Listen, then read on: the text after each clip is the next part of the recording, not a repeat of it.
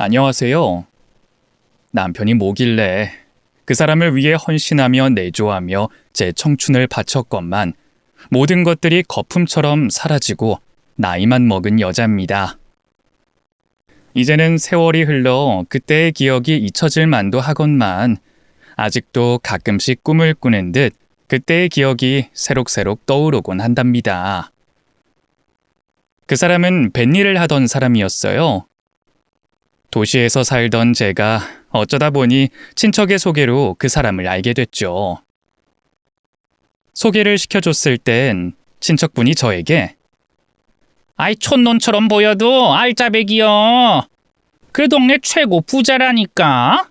하시며 그 사람과 결혼하는 여자는 로또에 당첨되는 것이나 다름없다며 저희 부모님까지 설득해 그 남자를 만나게 주선해 주셨네요. 집안 어르신이 주선해 주시는 선자리다 보니까 괜히 거절하기도 뭐하고 대충 시간만 때우고 돌아올 생각이었어요. 그때의 제 나이 25살이었습니다. 어렸고 꿈 많은 나이였던지라 벌써부터 집안 주선으로 선을 보기에는 제 청춘이 너무 아깝다는 생각이 들더라고요. 무엇보다 그 사람과 잘 됐을 경우 생판 모르는 바다마을에서 평생을 보내야 할지도 모른다는 생각에 막막하기도 했고 숨이 턱턱 막혔어요. 분명 그랬는데 결혼은 30이 넘어서 하겠다고 다짐하고 또 다짐했건만 어느새 정신을 차려보니 그 사람의 손을 잡고 예식장을 걷고 있더라고요.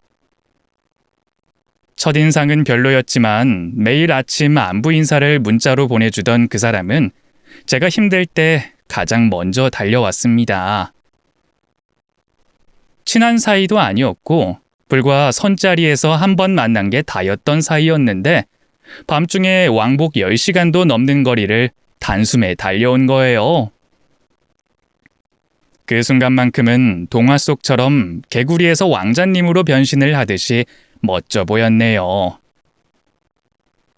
저를 놓치면 다시는 기회가 없을 것 같다며 한 번만 마음을 받아준다면 후회 없이 잘해줄 자신이 있다고 기회를 달라고 말하는 그 사람과 조심스레 만남을 시작했어요.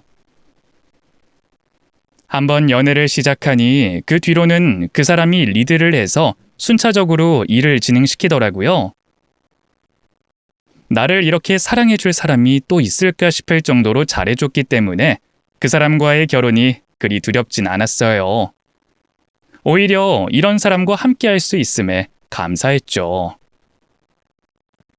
하지만 결혼 생활은 그리 녹록지 않았습니다. 일명 집성촌이라고 하죠. 제가 시집을 간 그곳은 시부모님은 물론이고 시누와 친척분들 모두 그곳에 모여 살았기 때문에 사생활 보장이랄 게 없었어요. 저에 대한 소문이 실시간으로 퍼졌고 이 집 며느리가 무슨 잘못을 했더라, 무슨 밥상을 차렸더라, 일거수일투족 공개되곤 했죠. 연예인이 되는 기분이 이런 걸까요? 모두가 지켜보는 무대에 서 있는 그 기분으로 10년을 넘게 살았어요. 시간이 지나도 저에 대한 관심은 꺼질 줄 몰랐어요. 심지어 결혼한 지 10년 가까이 됐음에도 아이를 하나 낳지 못했으니 어르신들의 시선은 곱지 않았습니다. 마치 아이를 못 낳는 게 제 탓이라는 듯이 말씀을 하시더라고요. 옛말에 이런 속담이 있죠. 하늘을 봐야 별을 딴다고. 부부가 손발이 맞아 노력을 해도 될까 말까인데 남편은 허구한 날 뱃일을 나간다고 집을 비우곤 했고 저는 남편 없이 시댁 식구들을 챙기느라 허리를 필 수 없을 지경이었어요. 나중엔 화가 나더라고요. 아무것도 모르는 저를 데려다가 행복하게 만들어준다고 손가락 걸고 약속까지 했으면서 정작 시집 오니 얼굴도 마주치기 힘들잖아요. 저를 와이프로 데려온 건지 식모로 데려온 건지 서운하고 화가 쌓이니까 남편을 만나면 곱게 말이 나갈 수가 없더라고요.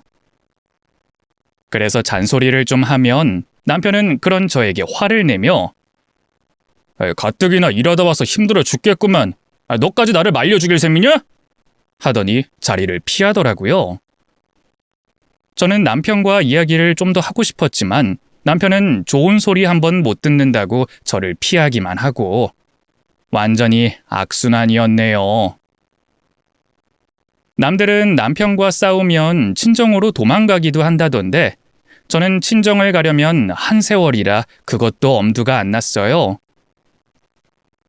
그렇다고 동네에 친구가 있기래, 마음 놔둘 지인이 있기래.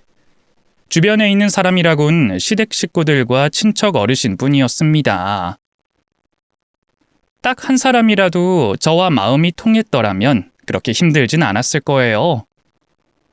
그나마 신우가 저와 말은 좀 통하는 편이었지만 아무리 그래도 시댁 식구는 어려울 수밖에 없잖아요. 속마음을 터놓고 말할 수는 없었습니다. 그 사람과 결혼을 한 게 미친 듯이 후회가 되더라고요. 차라리 혼자 사는 게 낫지 이런 식으로 사는 건 도저히 참을 수 없었습니다. 이혼이라는 단어를 입 밖으로 꺼낼까 말까 고민하고 있던 찰나 남편은 또 집을 나설 준비를 했습니다. 어디 가요? 어디 가긴 일하러 가지. 오늘은 집에 있겠다고 하지 않았어요? 뱃일하는 날도 아니면서. 뱃일에 정해진 날이 어딨어? 그냥 나오라고 하면 가는 거지. 언제 돌아와요? 바쁘니까 말 시키지 마. 그리고 언제 돌아오냐고 묻지 마. 일하는데 힘 빠지게 말이야. 내가 지금 놀아? 투박하고 서툴지만 그래도 자상한 사람이라고 믿고 의지하고 결혼까지 했건만 결혼 생활을 유지하면서 사랑받는다는 느낌을 전혀 받지 못했어요. 가끔씩 저를 사랑하냐고 물어보면 버럭하며 사랑하니까 결혼했지. 그걸 꼭 말해야 하냐? 하며 오히려 화를 내곤 했죠. 왜 이렇게 화를 내냐고 서운해하면 자기는 상남자라서 그렇대요. 남자가 낯간지럽게 표현하는 것도 싫고 여자한테 쩔쩔매는 것도 싫대요. 분명 연애 때는 저한테 쩔쩔매고 안달내던 사람이었는데 말이죠. 저도 그때는 그렇게 밉고 짜증나던 남편을 3년 내내 찾아 헤맬 거라는 걸 상상도 하지 못했습니다. 그날 저에게 짜증을 내며 뱃일을 하러 나간 남편은 집으로 돌아오지 못했습니다. 바다 한가운데서 사고가 났다고 하더라고요. 발견된 건 타고 간 배밖에 없었고 남편의 흔적은 그 어디에도 없었어요. 아무리 수색을 해도 찾지 못했다는 결과만 통보받아 눈앞이 캄캄해졌습니다. 그 대화가 마지막이 될 줄은 정말로 몰랐어요. 여태껏 서운한 것들만 얘기하고 남편에게 고생했다, 힘내라는 말은 거의 해주지 못했어요. 아직 남편과 해야 할 것들도 많았고 살아갈 날들이 많았어요. 그런데 실종이라뇨. 처음엔 믿기지 않았어요. 금방이라도 특유의 팔자 걸음걸이로 집에 돌아올 거라 믿어 의심치 않았던 저는 남편을 하염없이 기다리고 또 기다렸습니다. 하지만 시간이 흘러도 남편의 모습은 보이지 않았어요. 저 혼자라도 찾아보겠다고 바다 근처를 서성이며 남편의 이름을 목이 터져라 부른 적도 있었습니다. 밥도 먹지 않고 잠도 자지 않고 바다를 서성이며 남편의 흔적을 찾으려고 노력해봤지만 모든 게 허탕이었어요. 저는 점점 말라갔고 초췌해져 갔습니다. 오죽하면 호되게 시집살이를 하던 시어머니조차도 저한테 안정을 취하라고 권유하시더라고요. 아무리 밉고 원망스러워도 남편은 남편이더라고요. 그 사람이 실종됨과 동시에 제 인생도 멈춰졌습니다. 그때부터 제 신경은 온통 남편을 찾기 위해 혈안이 돼 있었어요. 죄책감이 들더라고요. 그날 일하러 가는 남편을 붙잡았더라면, 오늘만 같이 있자고 사정사정 했더라면 나름대로 가장이라고 열심히 일해온 사람인데 한 번을 제대로 쉬지도 못하고 그렇게 사라져버린 게 너무 허무하잖아요. 혹시나 돌아올까봐 남편의 짐을 치우지도 못한 채로 그렇게 하염없이 기다렸습니다. 어떻게 시간이 흘러갔는지 모르겠네요. 어느새 정신을 차려보니 3년이라는 세월이 흘렀더라고요. 이제는 시댁 식구들도 저에게 그만 잊고 새 삶을 살라고 권유하시더라고요. 이제는 그 어느 누구도 남편이 살아있을 거라는 생각은 하지 못했습니다. 모두가 말은 안 했지만 느끼고 있었어요. 그 사람을 보내줘야 한다는 사실을요. 그래서 제가 어머님께 먼저 말씀드렸습니다. 그 사람 제대로 보내주고 싶어요. 그 사람의 와이프로서 마지막을 제가 준비하고 싶었어요. 끝내는 찾지 못해 마음은 무너졌지만 영혼이라도 위로를 해야 제 마음이 편할 것 같더라고요. 그렇게 실종된 남편을 끝내는 찾지 못해 3년 만에 장례를 치르게 됐습니다. 바로 그때였어요. 신우가 저를 향해 달려오더니 제 손을 꼭 잡고 이렇게 말하더라고요. 언니, 안 돼요. 아직 장례는 안 돼요. 아가씨, 그래도 그 사람이 좋은 곳에 갈 수 있도록 오빠 아직 살아있을 수도 있어요. 그게 무슨 말이에요? 살아있다니. 빨리 장례식 중지하고 여기로 가보세요. 신우는 핸드폰에 지도를 켜서 외딴 섬을 하나 가리키더라고요. 그 사람이 섬에 있다고요? 확실하진 않아요. 근데 벤이라는 동네분 하나가 그 섬에 잠깐 들린 적이 있는데 오빠랑 닮은 남자가 거기 있더래요. 어르신들한테 말씀드리는 건 아직은 시기상조인 것 같고 언니만 슬쩍 갔다 와보는 건 어때요? 진짜 거기 오빠가 있을 수도 있잖아요.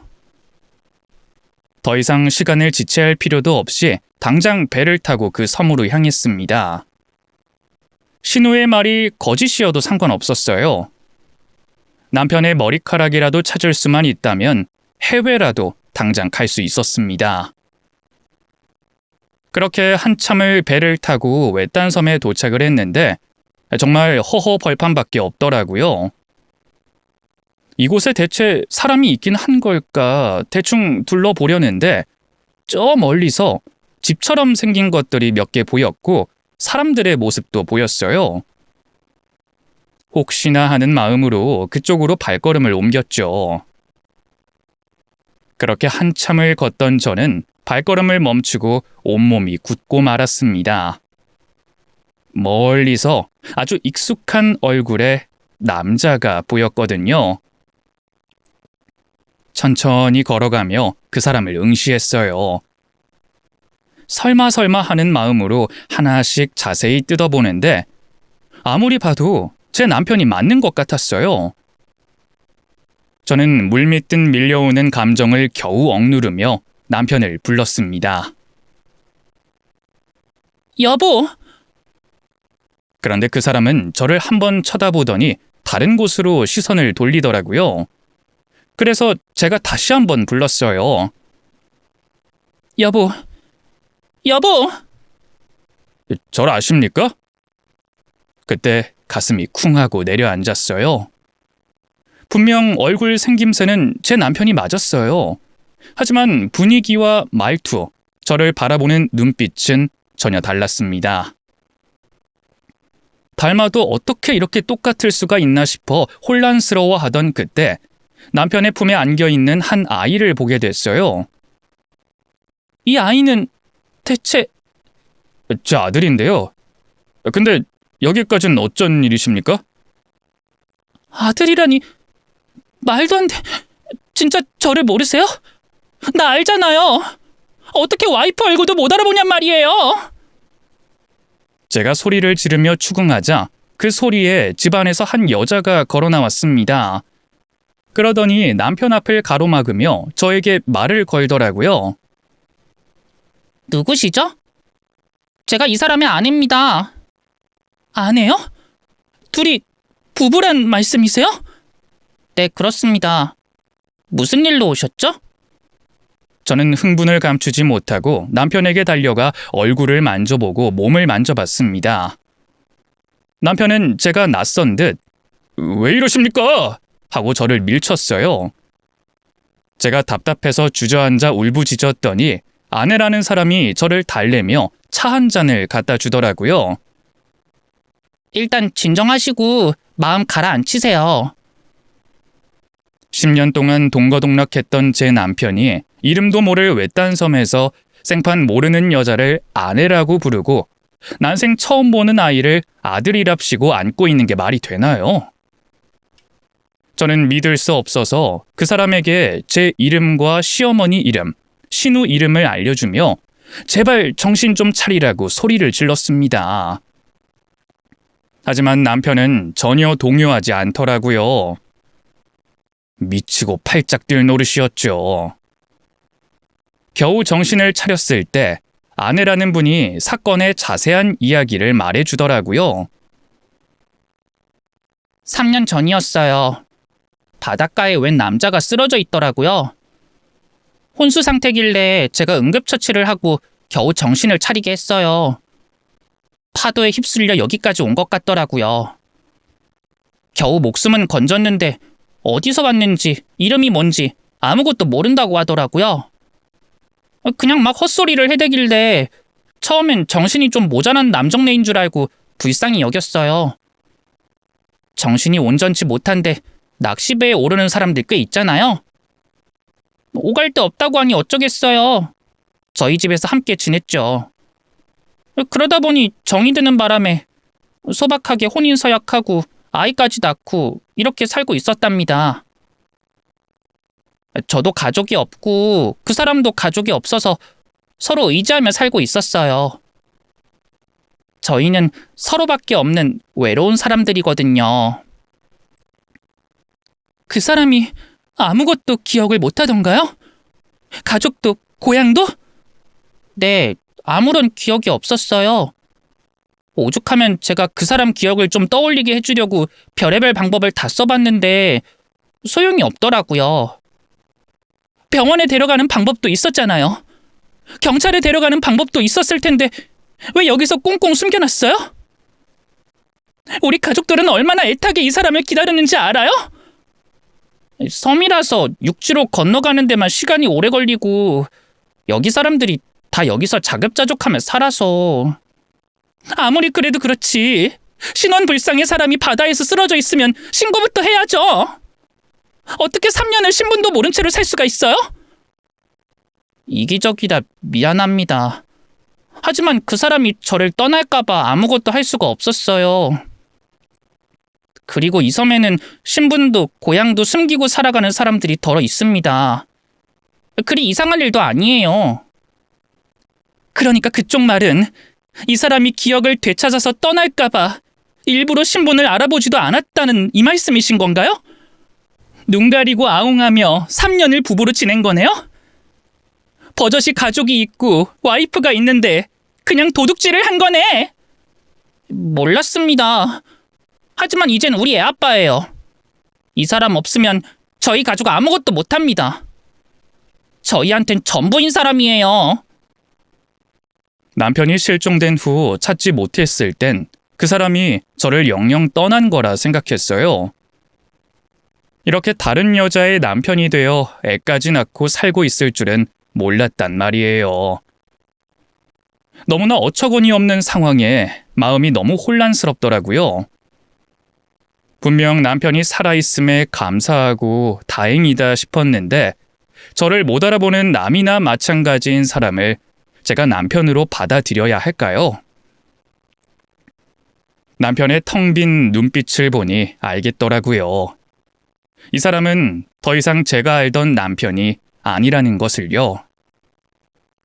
처음 본다는 듯이 저를 쳐다보며 시원한 물 한 잔 드릴까요? 하고 물어봤을 땐 완전히 남처럼 느껴지더라고요. 정말 난처한 상황이었어요. 저는 마지막으로 남편에게 또 한 번 물어봤어요. 여보, 나 정말 기억 안 나요? 내가 해준 김치찌개 참 좋아했잖아요. 내 손등에 있는 점 연결하면 사람 얼굴 같다고 한참을 들여다보곤 했잖아요. 벤이라고 돌아오면 내가 항상 어깨 주물러 줬던 거 기억 안 나요? 미안하네요. 하나도 기억이 나질 않습니다. 그럼 이곳에서 계속 살겠다는 말인가요? 여기가 이젠 내 고향입니다. 여태껏 어떻게 살아왔는지 알지 못하니 여기서 계속 머무를 수밖에요. 그래도 다행입니다. 내 신분을 찾았으니 우리 아이를 제 호적에 올릴 수 있겠군요. 그나저나 우리가 아직 법적으로 부부입니까? 그렇다면 곤란한데. 생각해보니 그 누구의 잘못도 아닌 우연한 사고로 인해 이렇게 된 일이었어요. 남편을 원망할 수도 없었고 지금의 아내라는 그 여자를 미워할 수도 없었습니다. 그냥 일이 이렇게 돼버린 것이죠. 이 또한 운명이고 팔자련이 생각하니 마음이 좀 진정이 되더라고요. 결국엔 제가 남편을 포기하기로 했어요. 남편을 온전히 놓아주기로 결심했던 거죠. 그렇게 저는 실종된 남편을 찾자마자 이혼 절차를 밟아나가기 시작했습니다. 쉬운 결정은 아니었지만 다른 방법이 도무지 떠오르지 않았어요. 그래도 이렇게라도 잘 살고 있어서 다행이라는 생각이 들더라고요. 그래도 한때는 법적인 부부였던지라 이것저것 해결해야 할 것들이 많더라고요. 그래서 남편은 원래 살던 곳으로 돌아와 하나씩 정리를 하기 시작했고 그 과정에서 자신의 과거를 마주할 수 있었습니다. 자기가 이렇게 살고 있었냐면서 굉장히 신기해 하더라고요. 연애와 결혼 생활을 이어가며 저희가 쌓아갔던 추억을 하나하나 정리할 때마다 마음이 괜시리 씁쓸해졌네요. 남편의 기억만 돌아올 수 있다면 이렇게 허무하진 않을 텐데 제대로 된 작별 인사도 없이 이렇게 헤어진다는 게 마음이 아팠습니다. 시어머니는 저를 안타깝게 보시며 이렇게 말씀하시더라고요. 나도 참 마음이 아프다.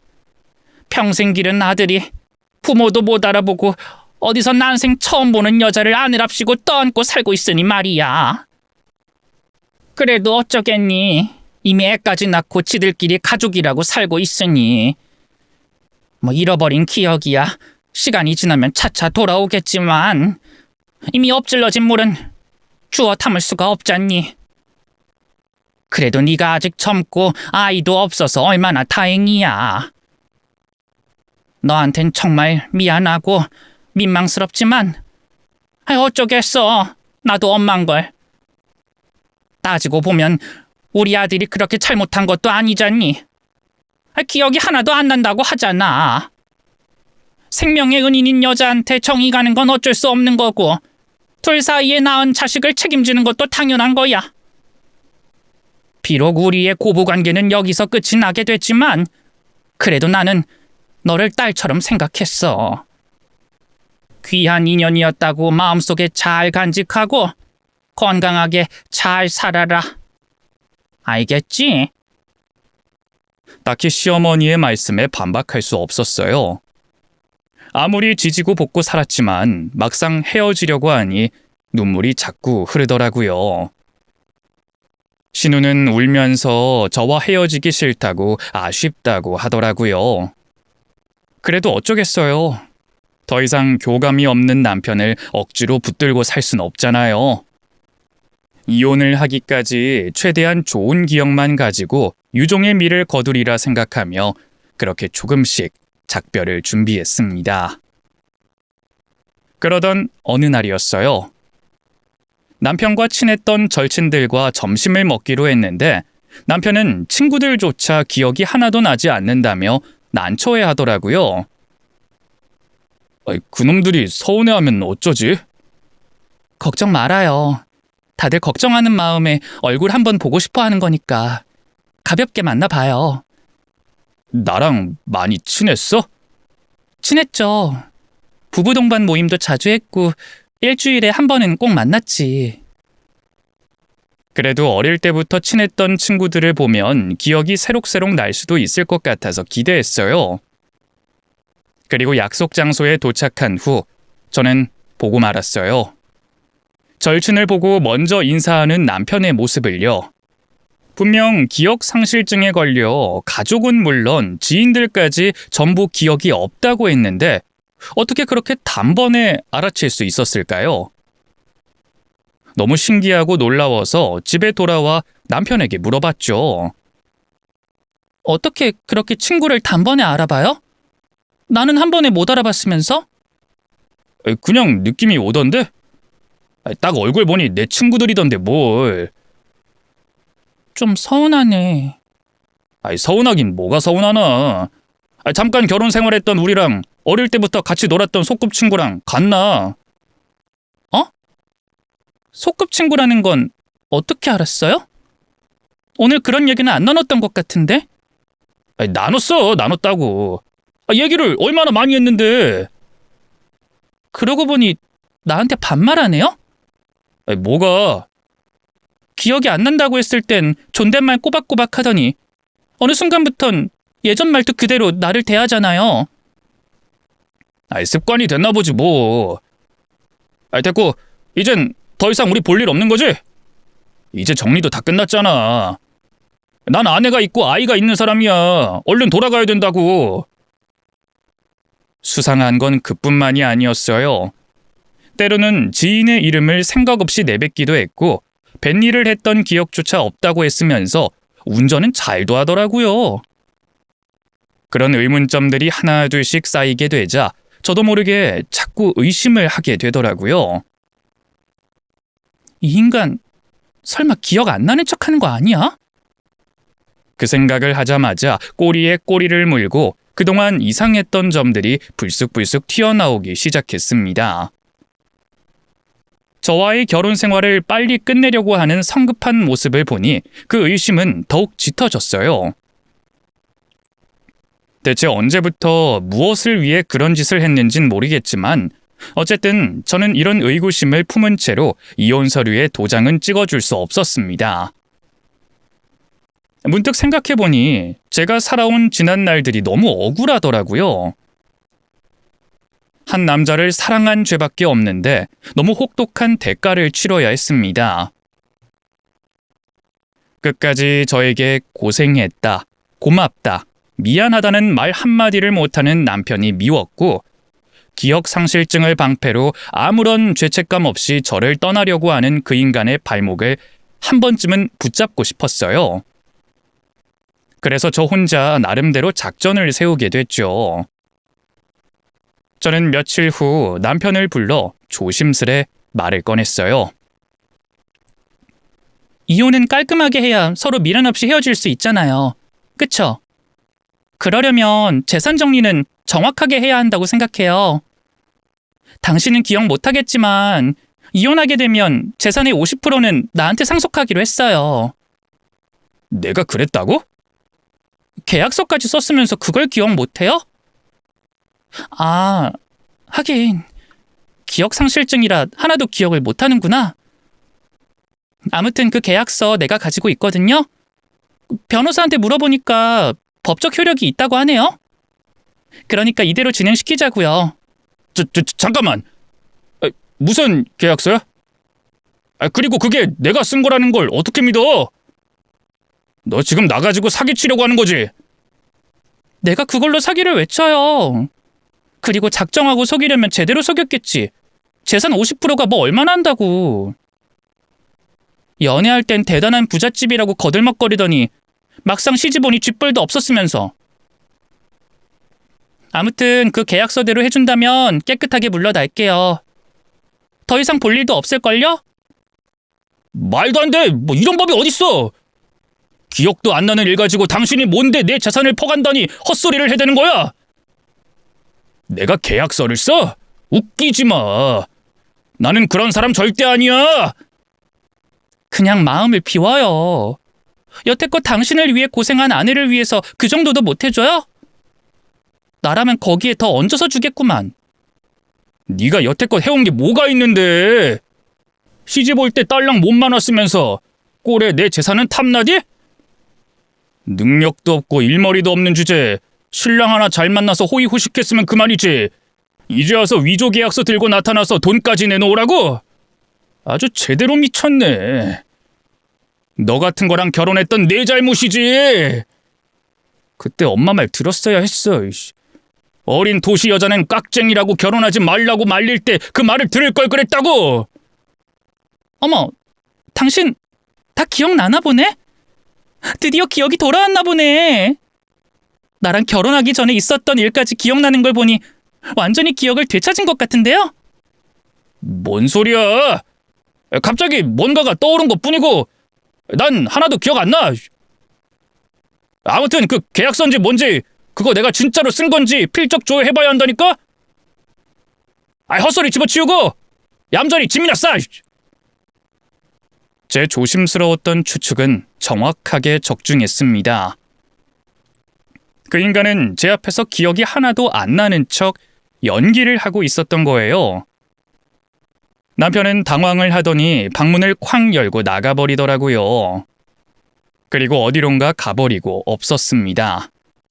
그리고 그날 밤 잠을 자는데 열린 창문 틈으로 담배 연기가 자꾸 들어와서 중간에 깨어나 창문을 닫으려고 하던 찰나 남편의 목소리가 들려왔습니다. 인연이 다 눈치챈 것 같은데 어쩌지? 어쩌긴 뭘 어째. 계속 우겨야지. 모두가 잠든 새벽, 멀리서 들려오는 목소리였지만 워낙 조용한 곳이라 말소리가 정확하게 들리더라고요. 그 목소리의 주인공은 다름 아닌 남편과 신우였습니다. 집 밖으로 나가 숨을 죽이고 소리가 들리는 곳까지 천천히 걸어갔습니다. 저 멀리 컨테이너 창고 뒤편에서 담배 연기가 나오고 있더라고요.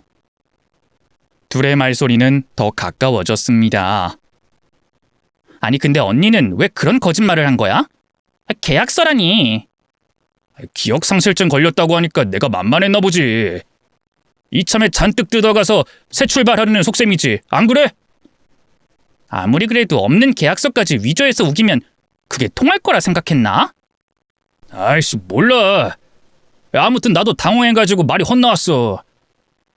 끝까지 모른 척 했어야 했는데 과거 얘기를 술술 내뱉는 바람에 내가 뻥치고 있는 걸 들키게 생겼어. 인간아, 그러게 조심 좀 하지. 사람이 어떻게 그렇게 치밀함이 없냐? 나는 3년 내내 언니한테 들킨 적도 없구만. 내가 그년을 너무 우습게 봤어. 좀 더 치밀하게 계획을 세울 걸 그랬어. 실종 소식 들으면 남편이고 뭐고 포기하고 나가 떨어질 줄 알았더만 꼴에 안사람이라고 질기게도 붙어있더라.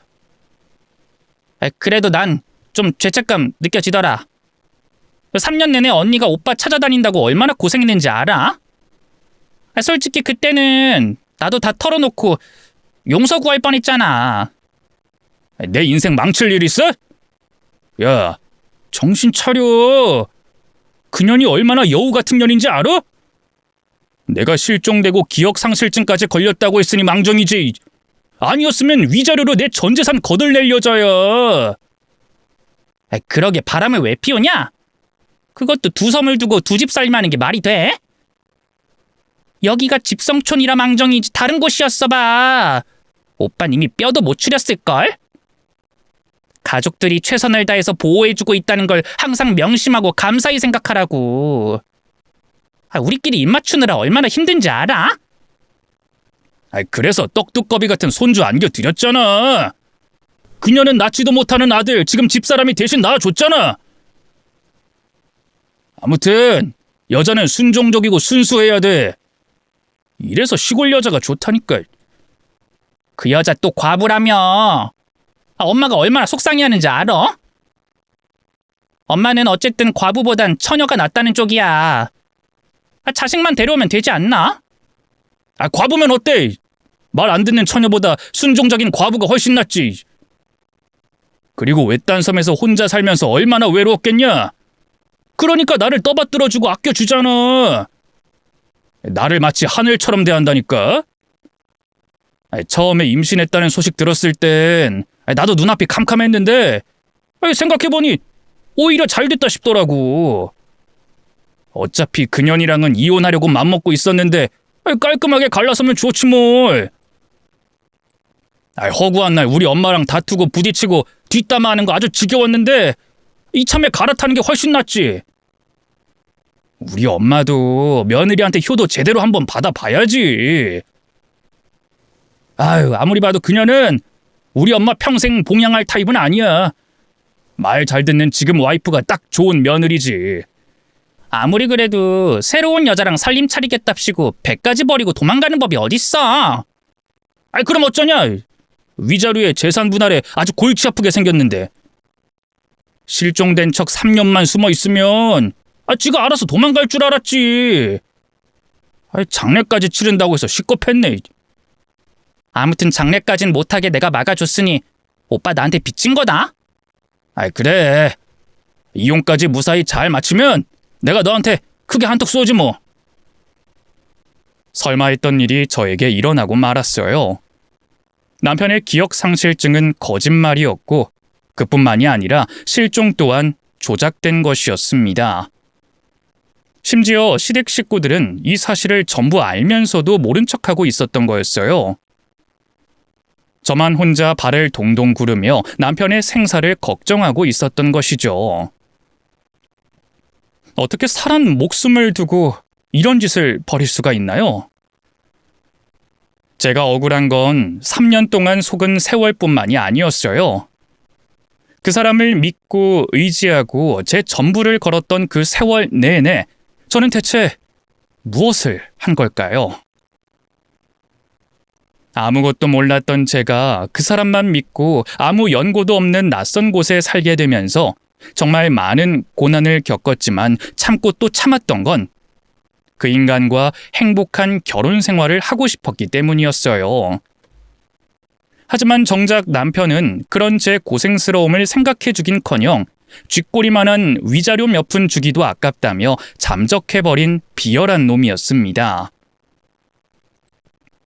이런 사람에게 인생을 바쳤다는 사실이 너무 분하더라고요. 다음 날 신우를 찾아가 단도직입적으로 물었어요. 정말 합세해서 거짓말한 거예요? 네? 실종된 척, 기억상실 걸린 척 거짓말한 거냐고요? 그게 무슨 말이에요? 저는 핸드폰으로 녹음해둔 둘의 대화 내용을 신우에게 들려줬습니다. 신우의 얼굴이 순식간에 백지장이 돼버리더라고요. 언니, 그게요. 저는 그냥 오빠가 시키는 대로만 했어요. 처음에 말도 안 된다고 생각했는데 너무 간절하게 부탁을 하니까. 둘이서 하도 죽고 못 사니까 저도 어쩔 수 없잖아요. 둘이서 세운 계획이란 말이에요? 그렇죠. 저는 아무것도 몰라요. 중간에 좀 도움을 주긴 했지만 그래도 주도적으로 뭘 하진 않았어요. 오빠랑 임신한 그분 둘이서 꾸민 짓이에요. 나는 그래도 아가씨랑 꽤 친했다고 생각했고 유일하게 내 맘 알아주는 사람이라고 생각했어요. 같은 여자잖아요. 그리고 나이도 비슷하잖아요. 나한테 한 번쯤은 진실되게 이야기해 줄 수 있었던 거 아니에요? 나한테 미안하지도 않았어요? 집안 사람 모두가 날 속였을지라도 아가씨는 나한테 말해줄 수 있었던 거잖아요. 미안해요.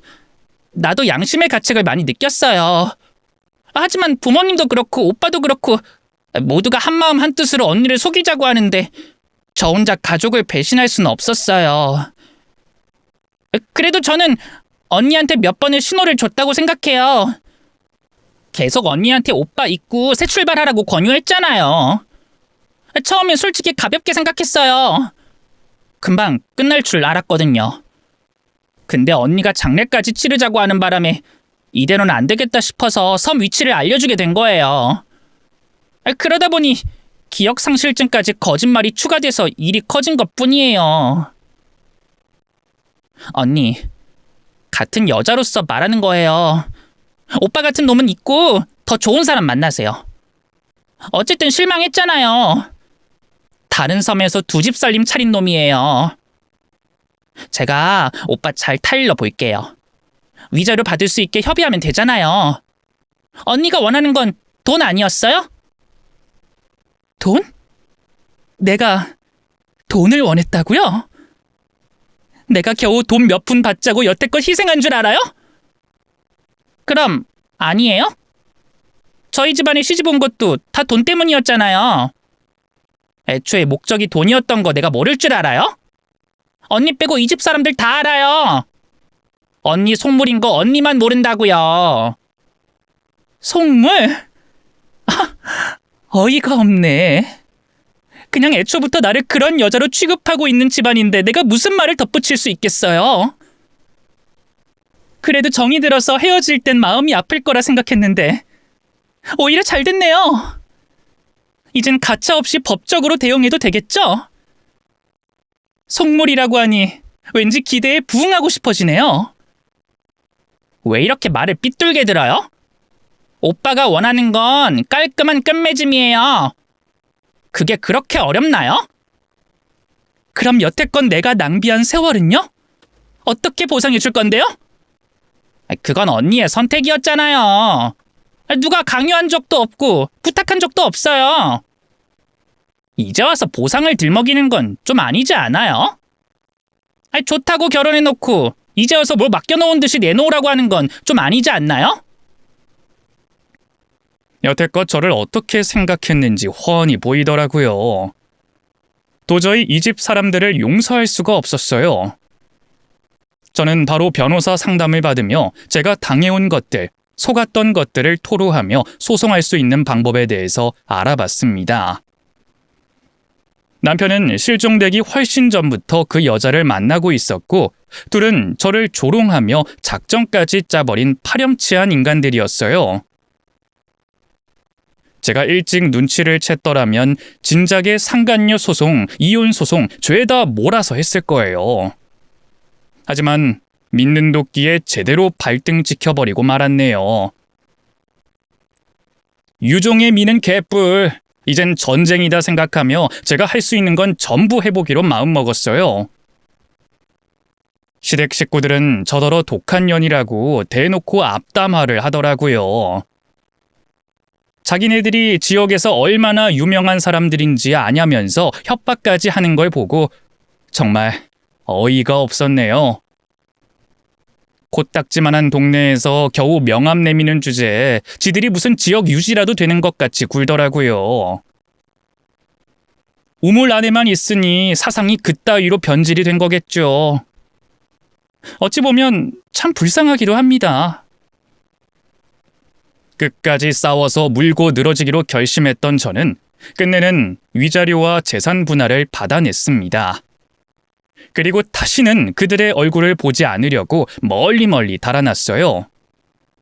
마치 저에게는 지옥과 같던 삶이었기 때문에 이혼을 하고 나니 해방감이 들더라고요. 진작에 이혼하고 혼자 살 걸 왜 용기를 내지 못했을까 후회도 되고 마음이 복잡했네요. 이혼을 한 후에야 비로소 친정 부모님께 제대로 된 효도를 할 수 있었어요. 결혼 생활을 하던 기간에는 친정에 가고 싶어도 너무 멀고 시댁 식구들 눈치가 보여서 갈 수조차 없었거든요. 이혼 후 슬픔이요? 그딴 거 하나도 없었어요.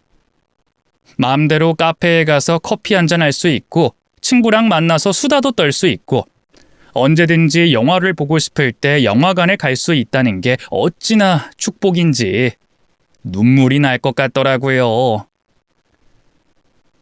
못난 남편과는 3년 내내 실종 상태로 떨어져 있었던 데다 딱히 결혼 생활을 하면서 애정도 느껴지지 않았기 때문에 그 사람과의 이별은 그리 와닿지 않았어요. 다만 불륜을 저지른 둘이서 잘 먹고 잘 산다면 좀 억울할 것 같긴 하더라고요. 하지만 이미 이혼한 마당에 그딴 연놈들한테 저주를 빌어봤자 제 시간만 아깝죠. 저는 제 삶을 살기 위해서 최선을 다했어요. 다시 일을 구하고 성실하게 살다 보니 시간이 빠르게 흘러가더라고요. 달력을 볼 틈도 없이 바쁘게 살던 어느 날, 밤중에 문자 한 통이 왔더라고요. 잘 지내나? 어이없게도 그 문자를 보낸 사람은 전 남편이었습니다. 당연히 답장도 하지 않았고 이참에 그 번호를 차단시켜버렸죠. 그랬더니 다음날 밤에 저희 집 앞에 찾아왔더라고요. 너무 깜짝 놀라서 피하려고 했는데 저를 부르더라고요. 여보, 그렇게 부르지 마. 얘기 좀 하자. 얘기는 무슨 얘기? 왜 남의 집 앞에 서성이는데? 너무 힘든데 얘기할 사람이 없어서 그래. 다시는 마주치는 일 없도록 해. 또 한 번 찾아오면 그땐 진짜 경찰에 신고할 거야. 얼굴이 홀쭉해진 전 남편은 저를 가만히 쳐다보더니 갑자기 그 자리에 주저앉아 울기 시작하더라고요. 내가 진짜 어쩌다가 이렇게 됐는지. 나란 놈 인생 파란만장하다. 신세 한탄 할 거면 네 와이프한테 가세요. 과보인 줄 알았는데 알고 보니 남편 있는 유부녀였어. 벤이라던 놈이랑 집에 안 들어왔던 거지. 멀쩡한 신랑 죽었다고 뻥치고 날 만나고 있었던 거야. 난 그것도 모르고 가장으로서 책임을 진다고 희생만 하고 살았어. 그년이 꽃뱀인 줄도 모르고 바보같이 일만 했다고. 그걸 왜 나한테 얘기해? 내 얘기를 좀 들어봐. 난 아무것도 모르고 결혼 생활에 충실했어. 나 원래 성실한 사람이잖아. 근데 어느 날 벤이라고 돌아온 진짜 남편이 집에 돌아온 거야. 난 당연히 당신 누구냐고 따졌지. 그랬더니 그놈이 날 보더니 뺨을 휘갈기면서 보상금을 내놓으래. 정신적 피해 보상 뭐 어쩌고 하면서 돈까지 탈탈 털어갔어. 근데 가만 보니까 우리 아들이 묘하게 그놈이랑 닮은 것 같은 거야. 설마 하는 마음에 우리 아들 유전자 검사를 해봤는데 내 핏줄이 아니었어. 알고 보니 내 자식이라 믿었던 아들도 그놈 핏줄이었다고. 그냥 애초에 둘이 작정하고 날 벗겨먹으려고 했던 거야. 난 속았어. 내 인생 완전히 망했어. 이젠 집에서도 나를 미친놈 취급해. 어떻게 여자한테 속을 수가 있냐고. 날 버러지 취급한다고. 그래, 사정은 딱하고 안쓰러운데 지금 이 상황에서 내가 해줄 수 있는 게 아무것도 없잖아. 여보, 당신만이 내 인생을 구할 수 있어. 지금 우리 집안에서는 당장 예전 며느리 데리고 오라고 난리야. 우리 아직 이혼 서류에 잉크도 다 안 말랐잖아. 다시 시작하면 안 될까? 내가 미쳤어? 거길 또 가라고? 이젠 내가 정말로 정신 차렸어. 진짜 못난 남편들은 지들이 한 잘못을 인정하지 못하잖아. 하지만 난 달라. 여태껏 당신 속썩이고 서운하게 했던 거 싹 다 인정할게. 막판엔 서로 안 좋게 헤어지긴 했지만 그래도 우리 연애할 땐 정말 좋았잖아. 여기까지 달려오는데 많은 생각이 나더라. 연애할 땐 1시간이라도 보겠다고 이 먼 길을 달려오곤 했는데 결혼하니 소중한 걸 잊게 되고 자꾸만 성질 부리게 되고. 내가 진짜 못난 남편이었어. 나 하나만 믿고 시집 왔는데 정작 남편은 밖으로 나돌기나 하고 술만 퍼마시고. 그러니 정이 떨어졌겠지. 나도 다 이해해. 그래, 잘 안 해. 앞으로 반성하며 살아. 그리고 새 사람 돼서 새로운 여자 만나. 세상엔 좋은 여자가 정말 많거든. 그런 여자들이 시골 촌구석에 시집 오려고 하겠어? 다들 거절하겠지? 요즘 여자들은 워낙 콧대가 높아가지고 쉽지가 않아. 그러니까 네 말은 지금 내가 시골 촌구석에 가서 살아줄 것 같아서 설득하러 왔다는 말이야? 만만해서? 말 잘 들어서? 암만 생각해도 조강지처만한 게 없어서? 무슨 말을 또 그렇게 하냐? 그냥 너랑 제일 잘 맞았다는 얘기지. 솔직히 너도 이제 나이도 많고 다시 재혼하기 힘들잖아. 나도 그래. 그러니까 우리 둘이 재결합하고 새 출발하자. 그게 우리 둘이 살 수 있는 유일한 길이야. 나 결혼 안 할 거야. 누구 좋으라고 결혼해? 너 애 안 낳을 거야? 지금 시작해도 노산인데? 나는 누구처럼 대를 잇겠다는 의무감이 없거든. 그리고 노산이든 뭐든 네가 상관할 바 아니고 내 인생 내가 선택할 거야. 내 인생 대신 살아줄 거 아니면 훈계질 좀 그만해. 정신 좀 차려. 진짜 어쩌려고 그러냐? 나만 마음 급한 거야? 왜 나만 조급한 건데? 우리 한때는 한마음 한뜻이었잖아. 왜 이렇게 사람이 변했어? 결혼 생활 내내 애정 한 번 안 주다가 갑자기 실종에 기억 상실증까지, 심지어 그것들 전부 날 속인 거였는데 너라면 너 같은 놈한테 다시 시집 가겠니? 그때는 꽃뱀한테 속은 거라고 말했잖아. 내가 제정신이 아니었어. 작정하고 달려드는 여자를 내가 어떻게 막냐? 보통 정신 제대로 박힌 남자들이라면 작정하고 여자가 달려들든 길을 쓰고 덤벼도 끄떡하지 않거든?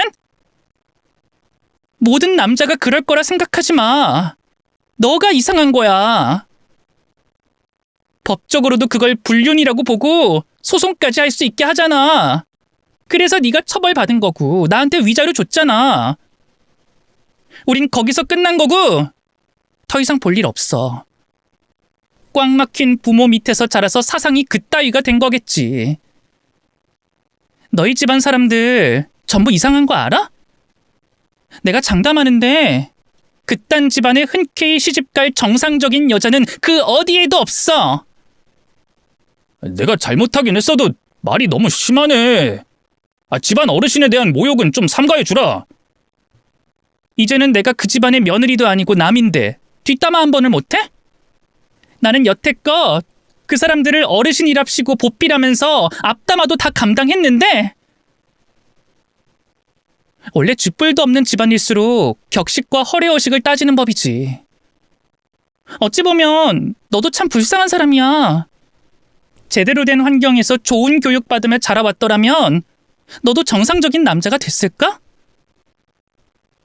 내가 다 받아줄게. 화내고 싶으면 화내고 욕하고 싶으면 욕해. 하지만 아무리 생각해도 난 너만한 여자가 없는 것 같다. 기다릴게. 돌아올 때까지 기다릴 거야. 너는 평생 그 집안의 장남으로서 어르신을 모셔야 할 거고 난 며느리의 의무 따윈 하고 싶지도 않아. 그때를 생각하면 자다가도 경기를 일으킬 지경이야. 그리고 네가 실종된 3년 내내 내가 얼마나 죄책감을 안고 살아갔는지 알기나 해? 네가 딴 여자랑 살림 차린 것도 모른 채로 나는 너 하나 찾겠다고 잠도 못 자고 밥도 못 먹고 맨발로 바닷가를 헤맸어. 네가 인간이라면 나한테 그딴 말 짓거리면 안 되지. 너 때문에 허송세월 보낸 거 생각하면 아직도 이가 갈리고 손이 떨려. 너는 나한테 좋은 추억이 아니라 추악한 기억이고 지우고 싶은 흑역사야. 미안하다. 무릎 꿇고 사과하고 싶어서 왔어. 보아하니 여기저기 찔러보다 실패해서 여기까지 온 모양인데 네 인생도 참 알만하다. 오늘로써 더 이상 보고 싶지 않으니까 다신 찾아오지 마. 정말 알 수 없는 사람이었어요. 저라면 차마 전 부인에게 다시 돌아오라고 말을 못할 것 같거든요. 그런데 그놈은 아주 뻔뻔하게도 저한테 다시 그곳으로 돌아가자고 제안을 하더라고요. 불륜까지 저지르고 배신까지 당한 주제에 저더러 인생을 다시 책임져 달라는 그 태도가 너무 어이없지 않나요? 그 뒤로 시어머니에게 전화가 온 적이 있어요. 너가 아니면 누가 우리 아들을 책임지겠니? 하시면서 저한테 통곡을 하시며 매달리시는데 저는 도통 이해할 수가 없었어요. 새로운 며느리를 들이는 게 더 빠르고 쉽잖아요. 아무래도 아들에게 2번의 이혼 꼬리표를 달아주느니 그냥 첫 번째 며느리를 다시 들여서 아무 일도 일어나지 않은 것처럼 시치미를 뚝 떼고 살아가고 싶었던 모양입니다. 그리고 요즘 사람들 중에 누가 자신의 인생을 포기하고 그 먼 곳까지 시집을 가겠어요. 그때도 제가 유일했기 때문에 저에게 매달렸던 것 같아요. 아무튼 그놈이 그렇게 낭떠러지로 떨어진 모습을 보니 속이 시원하더라고요. 그제야 비로소 완전히 이별을 한 것 같았어요. 이제는 그놈이 어떻게 살든 말든 궁금하지도 않아요. 저는 제 인생 즐기며 살려고요. 한번 힘든 일을 겪었으니 현재의 소중함을 더욱 뼈저리게 느끼게 됐어요. 지금 제 옆에 있는 가족들과 주어진 일, 그리고 사소한 것들까지 전부 감사하게 되네요. 앞으로도 모든 일에 감사하며 열심히 살아보도록 하겠습니다. 여러분들 중에서 결혼을 계획하고 있는 분들이 있다면 부디 자신을 희생하면서까지 남을 위해 살지 않았으면 좋겠어요. 결혼은 더 행복하게 살기 위해서 하는 거라는 걸 꼭 명심하시길 바래요. 워낙 전 남편에게 가스라이팅을 당해서 그런지 이혼 후에는 자존감이 많이 떨어졌는데 지금은 정신적으로도 많이 건강해진 상태예요. 지금 조심스레 만나고 있는 남자친구는 저를 정말 존중해주는 사람이라 행복하네요. 미래를 걱정하기보다는 현재에 충실한 삶. 그게 행복 아닐까요? 모두 행복한 하루가 되셨으면 합니다. 그럼 저는 이만 물러나며 인사드릴게요. 다들 건강하세요.